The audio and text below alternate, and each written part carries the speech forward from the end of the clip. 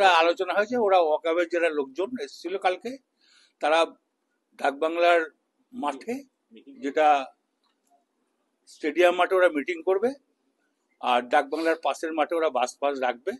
ওটা সুন্দর, তারা করতেই পারে। বোলপুরের ব্যবসায়ীরা ভীত সদস্য না না না না, বোলপুরের ভিতর সঙ্গ হবে কেন?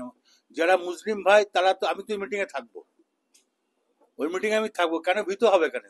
আমার মুসলমান ভাইটাও আমার ভাই, হিন্দু ভাইটাও আমার ভাই। অনেকে বলছেন যে দোকান বন্ধ। না না না, একবারই না, সেই ধরনের মুসলমানদের কোনো কথাবার্তা নাই। এবং তাদের সঙ্গে কারণ অনেকক্ষণ কথা বলেছি, খড়েশুল থেকে ঘুরে এসে, এবং খুব ভদ্র কথা, এবং আঙুরদা আছে, পুরনো লোক আমাদের, সবাই আমাদের পুরনো লোক। আকাশ এসেছিল, সবাই এসেছিল, তো এই কারণে কোনো ব্যাপার নেই। ব্যবসায়ী বন্ধ না না, বন্ধ রাখবে কেন? কিছু না, বন্ধ রাখবে।